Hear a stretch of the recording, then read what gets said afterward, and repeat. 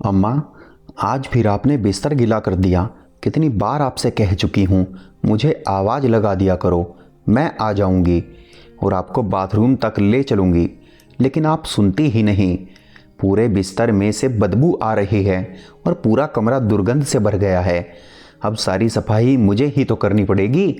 शीला क्रोध से बड़बड़ाए जा रही थी। शीला की सास अरुणा जी को पिछले 2 सालों से यह तकलीफ है। कभी कभी रात को बिस्तर गीला हो जाता है, स्वयं पर नियंत्रण नहीं रहता और बताने से पहले ही कपड़े और बिस्तर गीले हो जाते हैं। उन्हें बहुत शर्म महसूस होती है, लेकिन क्या करें, अपने हाथ में तो नहीं है ना। 2 साल पहले जब शिकायत हुई तो शीला उन्हें डॉक्टर के पास ले गई थी। डॉक्टर ने दवा भी दी थी और वे ले भी रही थी, लेकिन उसके बावजूद कभी कभी उनका नियंत्रण नहीं रहता था। सभी का यह कहना था कि बढ़ती उम्र के साथ यह बीमारी कॉमन है। जहां अरुणा जी बिस्तर गीला होने पर शर्मसार हो जाती और अपराध बोध से भर जाती, वहीं शीला अपने पर से नियंत्रण खोकर उन्हें डपट देती। अरुणा जी बस चुप हो जाती। एक बार शीला के डांटने पर अरुणा जी ने कह दिया, बहू, मैं क्या जानबूझकर बिस्तर गीला करती हूँ? मुझे क्या अच्छा लगता है तुम्हें तंग करते हुए, लेकिन यह मेरे कंट्रोल के बाहर है तो मैं क्या करूं? दवा भी नियमित ले रही हूं। शीला ने गुस्सा करते हुए कहा, मुझे नहीं पता, लेकिन सारी गंदगी तो मुझे ही साफ करनी पड़ती है ना। फिर काफ़ी देर तक उसका मूड खराब रहता। तुम क्यों मेरी गंदगी साफ करती हो? मैं खुद अपनी चादर बिस्तर धो लिया करूंगी। कहने को तो अरुणा जी ने कह दिया, लेकिन उनसे भला चादर धुल सकती थी? 70 वर्ष की उम्र पार कर चुकी बीमारी के कारण कमजोर अरुणा जी लाचार हो गई। किसी तरह शीला कपड़े धोने वाली बाई से कपड़े धोने को कहती तो वह भी नाक चढ़ाकर कहती, पहले डेटॉल और कंफर्ट में उसको डाल कर रखो, उसके बाद ही मैं धोऊंगी।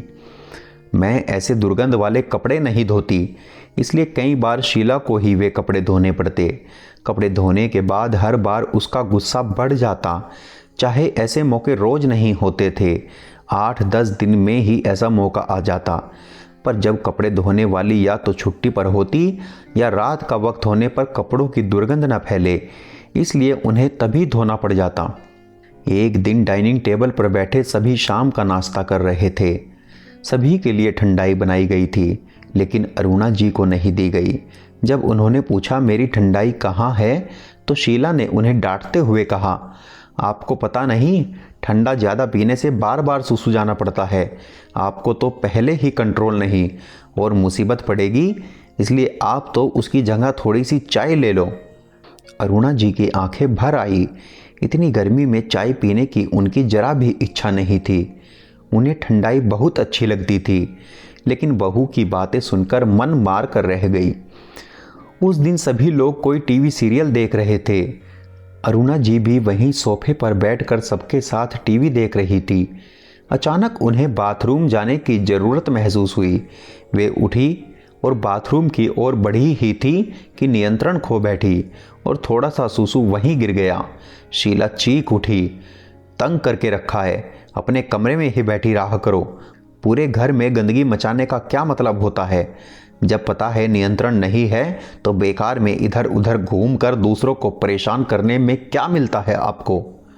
फिर पोछा लेकर आई और पूरा फर्श साफ किया। शीला की जवान बेटी अनु माँ के व्यवहार को देखती रहती। अब तक तो वह कभी कभी कह देती थी, मम्मी जाने दो ना, क्यों दादी को डांटते हो? जब उस बेचारी का स्वयं पर कंट्रोल नहीं है तो क्या करें? इससे तो अच्छा आप उनको डायपर पहना दिया करो, लेकिन इस तरह डांटा तो मत करो ना। अरुणा जी उसको ही डांट देती, तुम चुप करो, दादी की हिमायती मत बनो। मुझे पता है ना कितना उनको संभालना पड़ता है, तुम्हें करना पड़े तो पता लगे।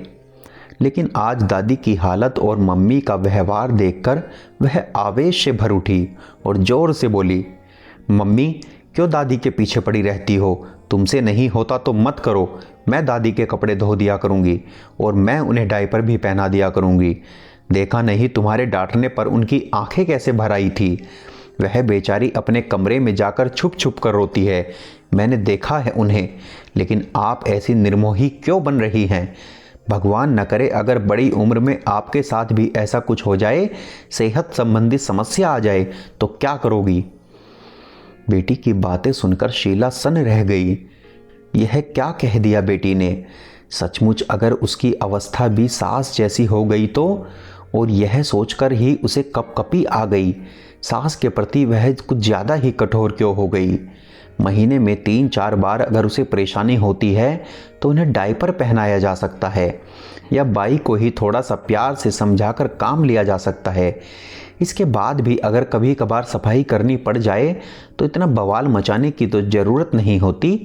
कहते भी हैं बूढ़े बच्चों के समान होते हैं, जैसे अपने बच्चों के लिए किया वैसे उनके लिए भी तो कर सकते हैं। कुछ देर सोचने के बाद उसने मन ही मन निर्णय लिया, अब आगे से वह सासू माँ को नहीं डांटेगी और ना ही इस तरह से उन पर खींचेगी। अपने किए बर्ताव पर वह खुद शर्मिंदा महसूस करने लगी। उसने मन ही मन बेटी को धन्यवाद दिया कि उसके कहने पर उसे अपनी गलती महसूस हुई। दोस्तों, आपको क्या लगता है, क्या शीला की बेटी ने सही किया? हमें कमेंट करके ज़रूर बताएं, और कहानी आपको पसंद आई हो तो लाइक व शेयर ज़रूर करें।